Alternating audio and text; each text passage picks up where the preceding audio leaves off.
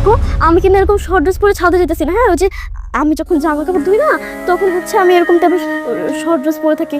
তুমি কিছু মনে করলো প্লিজ, আমাকে কেউ দেখতে পাবে না, বিশ্বাস করো। আর যদি আমি ছাদে যেতে তাহলে আমি অবশ্যই ড্রেস চেঞ্জ করে যাবো, প্রয়োজনে অন্য নিয়ে যাবো। হ্যাঁ, আর রিল্যাক্স, মানে এমন করতেছো কেন তুমি?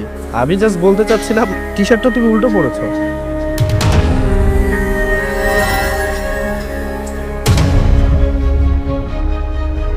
কি রে, তুই এই ড্রেস পরে কোথায় গেছিলি? ওই যে কাপড় চোপড় ধুইছিলাম তো, ওগুলো আর কি শুকা দিতে গেছিলাম ছাদে। ছাদে গেছিস? ওই ছাদে গেছিস কি লেগে? পাশের বাসার রহিমের লগে পোস্ট রেজিস্ট করার জন্য এই ছোট ড্রেস পরে গেছে, ও তোরে দেখবো আর লজ্জা করবিতে, তাই না? তুমি এগুলো কি বলতেছো? আমি কেন এসব করতে যাবো? আমি কেন কাউকে দেখাতে যাবো? আমি তো কাপড় চোপড় খালি শুকা দিতে গেছিলাম। আমার তুই ভুল বুঝছিস। চপ রুমে চপ।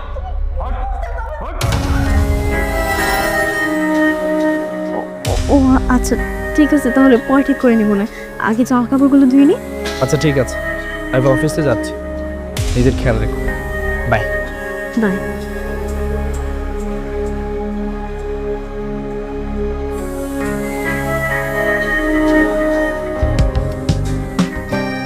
বেলি, নাস্তা হলো? কোথায়?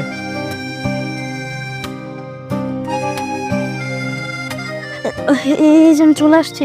ও যে হয়েছিল কি জানো, যে সিলিন্ডার আছে না, সিলিন্ডার শেষ হয়ে গেছিলো, এই জন্য কি রান্না বান্না করতে পারিনি। তুমি খালি আমাকে 5টা মিনিট টাইম দাও, আমি যাবো আর গিয়ে রান্না করে নিয়ে আসবো। হ্যাঁ, আরে শান্ত হও, কি হয়েছে?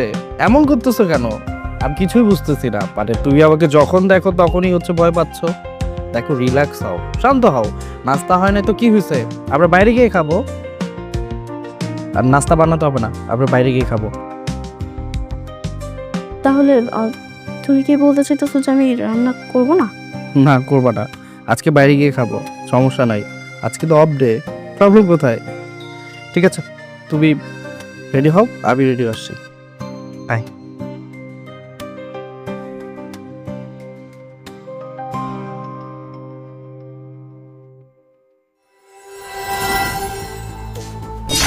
তো পরোটা বানাতে কতক্ষণ লাগে? ওই যে সিলিন্ডার শেষ হয়ে গেছিলো তো, এর জন্য আর কি বড়টা বানাতে পারি না। তুমি কিন্তু আমাকে 5টা মিনিট টাইম দাও, আমি বানাই তোমার জন্য নিয়ে আসতেছি। ও আচ্ছা, আমি যখনই খাইতে বসি তখনই তোমার সকল কাজ পড়ে। কেন এইসব কাজকে আগে করা যায় না? দেখো, এখানে তো আর আমার কোনো দোষ নাই, তাই না? সিলিন্ডার শেষ হয়ে গেছে, যদি আমার দোষ হতো তাহলে একটা কথা ছিল যে তুমি না হয় আমাকে বকাঝকা করতা। আমার তো আর কোনো দোষ নাই। তুমি খালি 2টা মিনিট অপেক্ষা করো, 2টা মিনিট অপেক্ষা করলে কি হয়ে যাবে? তোর কোনো দোষ নাই, তাই না? দেখাচ্ছি। আর চলো, তুমি কি করতেছো?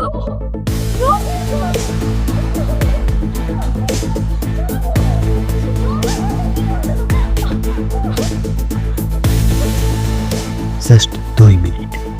2 মিনিটের ভিতরে যদি আমি পরোটা না পাই না, তাহলে তোর খবর আছে।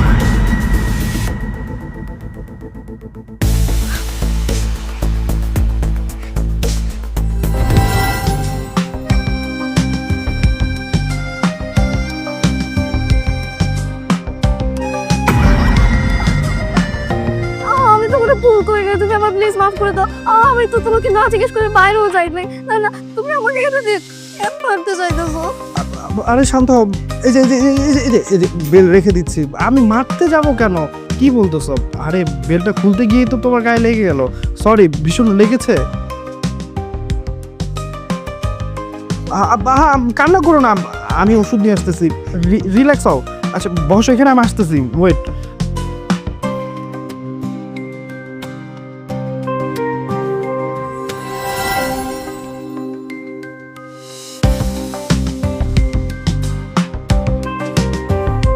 বেলি, এই বেলি, বেলি, কি রে তুই এখানে কি করতেছিস? রাত কয়টা বাজে? এখন অবধি আমার রাতের খাবার কেন পাই নাই? আচ্ছা, তুই এত রাতে ছাদে কি করতেছিস? তো বয়ফ্রেন্ডের সাথে দেখা করতে আসিস, তাই না? আরে কোথায়? কোন বিল্ডিং এ? হ্যাঁ, বয়ফ্রেন্ড কোথা থেকে আসবে? তুমি এগুলো কি বলতেছো? আমার কেন কোনো বয়ফ্রেন্ড থাকবে? আমি তো বিবাহিত, তাই না? আর সবসময় এরকম আজে বাজে কথা বলো না তো। আমার ভালো লাগতেছিল না, এর জন্য আমি এখানে এসে একা একা বসে আছি। এর মানে কি আমার কোনো বয়ফ্রেন্ড আছে? তুই আমার মুখে মুখে কথা বলতেছিস। আজকে তোকে আমি মেরে ফেলবো। তুমি কি রে তুই আজকে এটা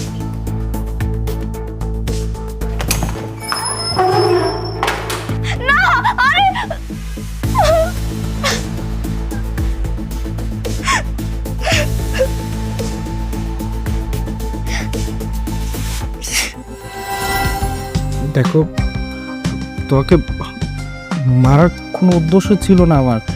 কিভাবে লেগে গেল আমি বুঝতে পারিনি, সরি। It's okay. তোমাকে একটা কথা জিজ্ঞেস করি, মানে তোমার আমার বিয়ে হওয়ার পর থেকে তোমাকে দেখতেছি, তুমি আমাকে দেখলেই ভয় পাও। মানে কেমন হয়েছে? মানে আমাকে দেখলে ভয় পাও কেন? আমি তোমার হাজব্যান্ড, মানে কোনো কিছু হলে আমাকে শেয়ার করো। কিছু হয়েছে? না মানে তেমন কিছু না। না, কোনো কিছু তো হয়েছে। মানে আমি তোমার হাজব্যান্ড, আমাকে যদি শেয়ার না করো তাহলে কাকে করবা? কোনো কিছু হলে বলো, আমাকে ভরসা করতে পারো। কি হয়েছে বলো। তুমি তো জানো যে তোমাকে বিয়ে করার আগে আমার একটা বিয়ে হয়েছিল।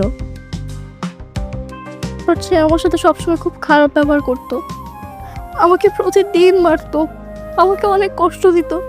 সে আমার কাছে খাবার চাইলে যদি একটু লেট হয়ে যেত সে আমাকে অনেক মারতো। এসব আমি আর শেষ পর্যন্ত সহ্য করতে না পেরে তাকে ডিভোর্স দিয়ে দিই। তাও আমি যথেষ্ট পরিমাণ চেষ্টা করেছিলাম যেন আমি আমার সংসারটা টিকিয়ে রাখতে পারি, কিন্তু আমি আর এসব মারধর সহ্য করতে না পেরে তাকে ডিভোর্স দিয়ে দিই। আর তার সাথে ডিভোর্স হওয়ার পর ফ্যামিলির সবাই আমাকে দ্বিতীয় বিয়ে করার জন্য চাপ দিতে থাকে। যদিও আমার দ্বিতীয় বিয়ে করার কোনো পরিমাণ ইচ্ছা ছিল না, তবে আমি তো একটা মেয়ে, ফ্যামিলির সবার কাছে আমি একটা বোঝা হয়ে দাঁড়িয়েছিলাম। শেষ পর্যন্ত বাধ্য হয়ে আমার বিয়েটা করে এলাম। তবে জানো, আমার কেন যেন আর কোনো ছেলেকেই বিশ্বাস হচ্ছিল না।